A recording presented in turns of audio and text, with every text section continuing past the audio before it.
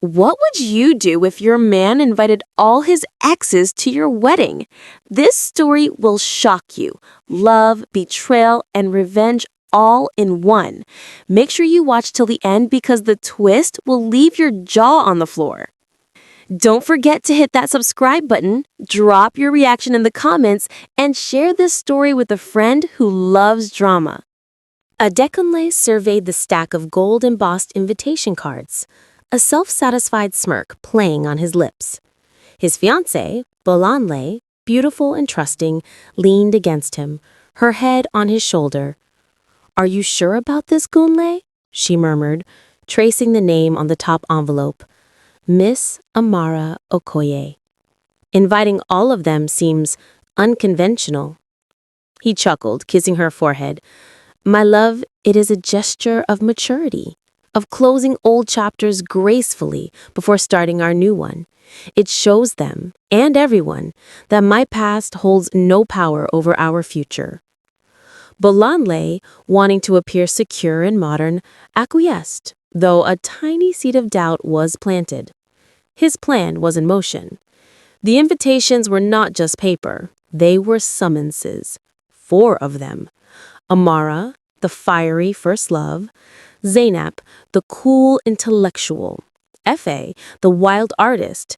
And Sade, the sophisticated socialite.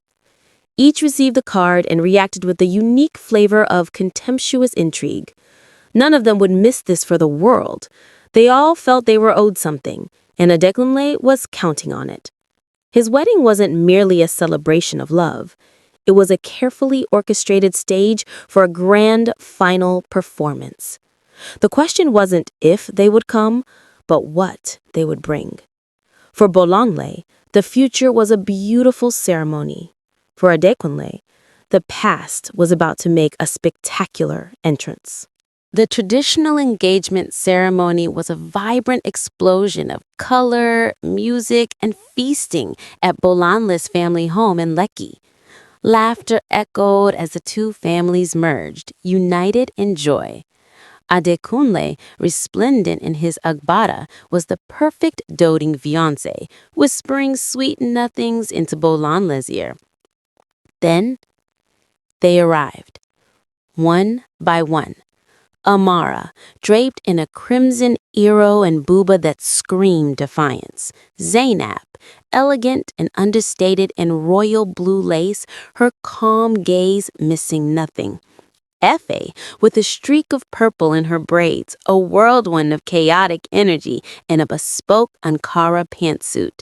And finally, Sade, dripping in diamonds and silk, her arrival silencing the drummers for a beat.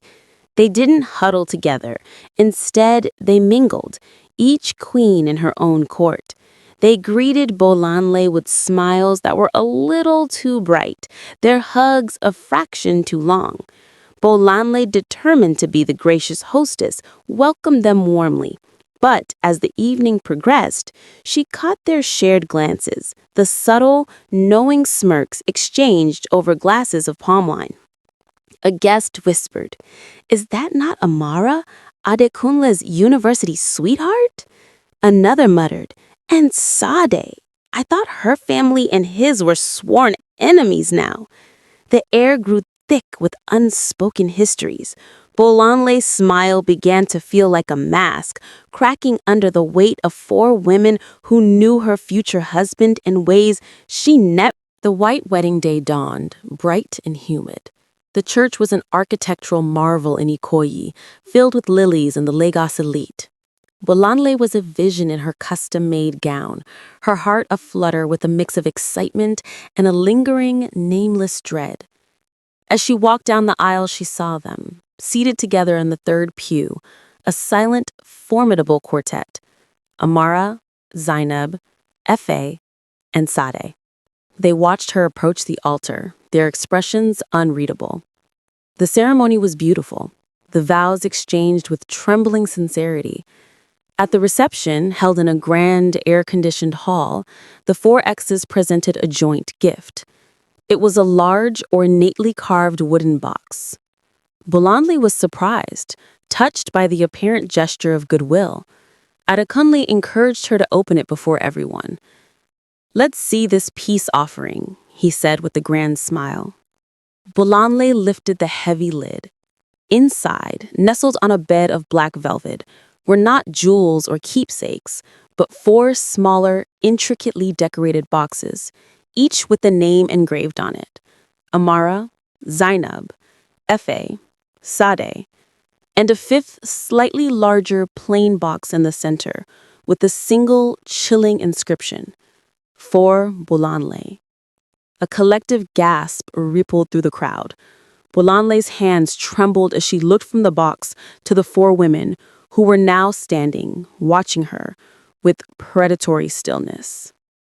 The MC, sensing the shift in mood, tried to make a joke, but the tension was suffocating. Adekunle, ever the showman, gestured for Bolanle to continue. "Don't be shy, my love. Open Amara's box first." Her fingers, numb with apprehension, fumbled with the clasp. The box sprang open. Inside was a single, worn, leather-bound journal. It was Adekunle's handwriting. Bolanle recognized it instantly. Amara stepped forward, her voice clear and ringing, laced with the memory of old pain.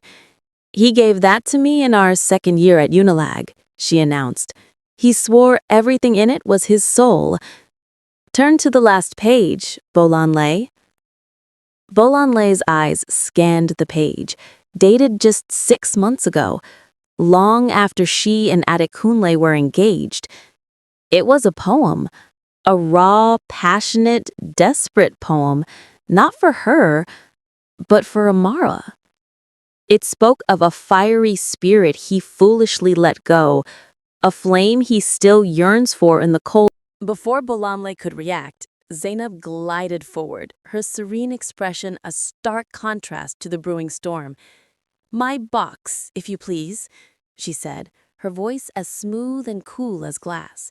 Adekunle, now sweating slightly under the stage lights, gave a weak, encouraging nod. Bolanle opened the 2nd box. It contained a stack of printed emails, bound neatly with a ribbon. The subject line on the top one read, "Business proposal and other matters." Zainab addressed the silent, watching crowd. "Adekunle always admired my mind. He would often seek my counsel on his business ventures, even after we parted ways." Her eyes locked onto Bolanle's. "And on other, more personal ventures." She gestured to the emails. "These are our exchanges from the past year.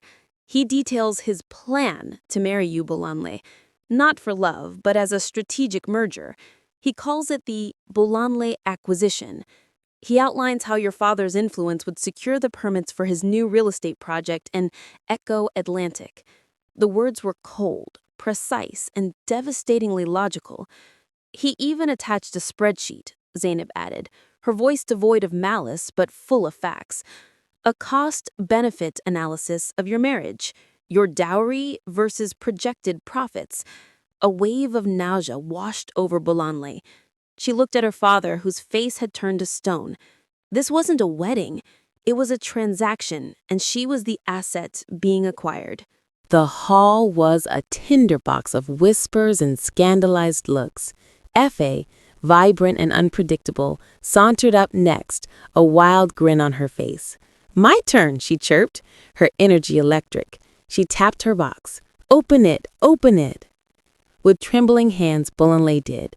The box was filled with photographs, dozens of them, glossy and professionally taken. They were not old pictures, they were recent. They depicted Adekunle in various compromising positions at what was clearly an artist's rave. Splattered with paint, dancing wildly, and in several photos, kissing Efe with a reckless abandon that Bolanle had never seen from him. The dates were stamped on the bottom corner. The most recent one was from 2 weeks ago, the night of his supposed bachelor party. "He told you he was having a quiet dinner with his groomsmen, didn't he?"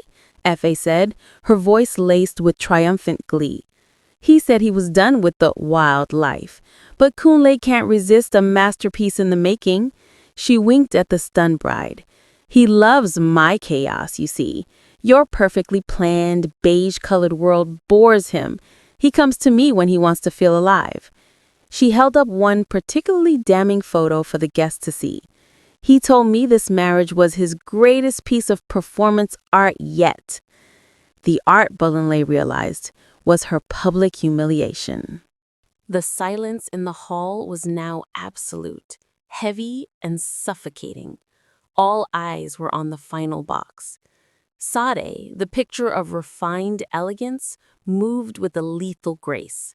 She didn't need to speak loudly. Her presence commanded attention. Bolanme, dear, she began, her tone dripping with mock sympathy. Some betrayals are of the heart, some of the mind, and some are purely about legacy. Bolangle opened the last box. Inside was not a memory, but a legal document, a signed and notarized affidavit. Sade's voice cut through the stillness. That is a sworn statement from Adekunle. In it, he promises to divorce you exactly 1 year and 1 day after the wedding. It stipulates that in the divorce settlement, he will cede 50% of the shares gained from your family's merger to a holding company. She paused, letting the weight of her words sink in. A holding company that I control. It was our agreement.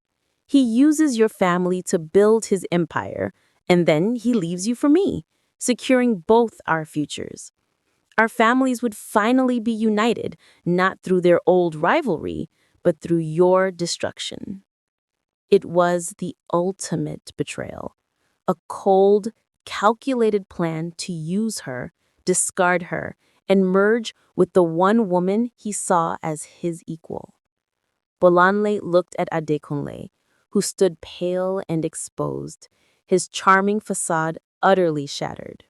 Bolanle stood amidst the wreckage of her wedding day, the 4 boxes a testament to her fiancé's breathtaking deception.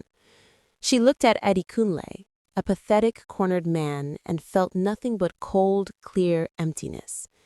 Then she looked at the 4 women, his victims, her rivals, and now her saviors.